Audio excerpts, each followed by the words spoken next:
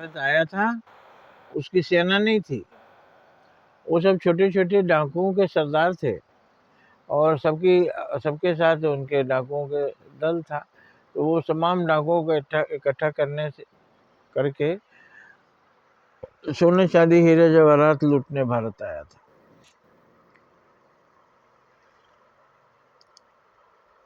और धन लूट के यहाँ से ले गया। जो लूटता है वो बुद्धिमान माना जाएगा, जो लूट जाता है वही मूर्ख होता है ना। अगर तुम बुद्धिमान होते तो नहीं लूटते। जो संपत्ति तुमको मेहनत से तो कमाए नहीं थे, सब पब्लिक ने दिया था, सब जनता ने दिया था, तुम उसका दर्द क्या जानोगे। कि जो मंदिर में ले जाके दान करते हैं, मुट्ठी चावल निकालते हैं गांव में, 4 आदमी 5 आदमी का खाना खुराकी जितना है उतना चावल में से 2 मुट्ठी निकाल लेंगे। लड़कियों को हमने देखा निकालते हुए। जब वो एक झोला हो जाएगा तो उसको बेच करके उसका कुछ सामान लाएंगे। तो इस तरह से पेट काट काट कर 2 पैसा जमा करते हैं, वो पैसा में से ले जाके चढ़ाते हैं और आप उसको चढ़ाते हैं कि ले जाइए। तमाम जो लोग दुखी हों, गरीब हों, भूखमरी है, जहाँ वहाँ आप जाते हैं, आपको पता है, वहाँ खर्चा कीजिए। तो मंदिर एक संस्था थी जिसमें ले जाके लोग धन देते थे और उस धन से जन कल्याणकारी कार्य होता था। वही राजा भी है, राजा भी पब्लिक से धन लेता है, अपनी सब कुछ खर्च चलाएगा, लेकिन उससे जन कल्याणकारी कार्य करना चाहिए। अब वो जन कल्याण कैसे करते थे? बड़ा सा बड़ा ताज, उस राजा के पास छोटा सा हीरा जड़ा है उसके ताज में, हमारे हाथ ताज में कोहिनूर हीरा जड़ा रहना चाहिए। वो राजा 100 रानी रखा है तो हम 500 रानी रखेंगे, 1000 रानियां रखेंगे। और हर बार हर दिन जहाँ से खबर आएगा सुंदर लड़की उठा लाएंगे। तो इस तरह से वो जन कल्याण करते थे। महल बनवा लेंगे, ताज बनवा लेंगे, रानियां बहुत सारी रखेंगे।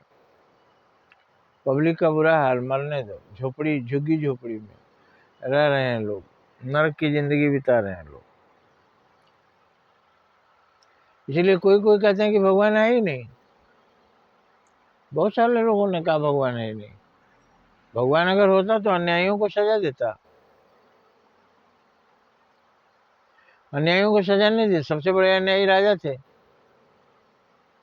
राजा रघु की तरह कौन था कि मिट्टी के पात्रों में भोजन करते थे? राजा खेती करता था, कमाता था, नौकरी करता था, उसके पास इतना पैसा कहाँ से आता था? बोले राजा के पास है, उसको भगवान दिया। कभी तो देखे नहीं कि भगवान ऊपर से बोरा बोरा सोना चांदी गिरा रहा है। हाँ, ये देखे कि फसल पर आके राजा के सिपाही आधा ले जाते हैं।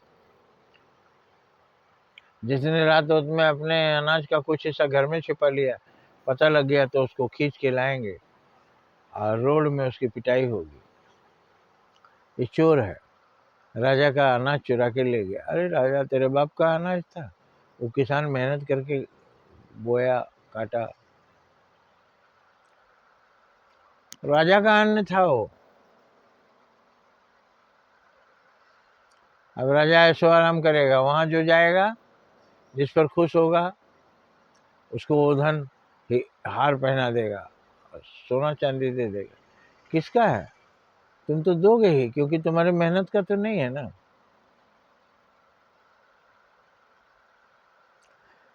तो जैन महावीर ने कहा आहिस्ते आहिस्ते का पालन। धन संग्रह ना करो। मोहम्मद साहब ने भी कहा धन संग्रह ना करो, चोर आएंगे। धन को जन कल्याण में लगा दो। तो इस्लाम में भी कहा गया धन संग्रह ज्यादा नहीं। कुछ हिस्सा धर्म के लिए जो देते हैं लोग। अब उसे वो जो धन पहुंचे उसके लिए थोड़ी है कि मौलवी साहब जो वहां रहते हैं मस्जिद में ऐश करो। अरे धन उन्हीं मुसलमानों ने दिया है, उन्हीं मुसलमानों पर खर्च करो। हे भगवान, आपका दिया हुआ मेरे पास है, आप ही पर खर्च कर रहा हूँ, कोई बड़ा काम नहीं कर रहा हूँ। ये जो प्रार्थना है, तदीयमस्तु गोविंद तुभ्यम समर्पय। उस तरह से एक मुसलमान मौलवी को सोचना चाहिए कि मुसलमानों ने दिया है, मुसलमानों की खिदमत में ही ये पैसा खर्च होगा। लेकिन नहीं, वो जो हमको दिया है, लोग बेवकूफ़ है, चालाक हम है कि हमको दिया, हम इसको खुद ही खाएंगे। गरीब लोग आके नमाज पढ़ेंगे, दान करेंगे और हम ऐश करेंगे।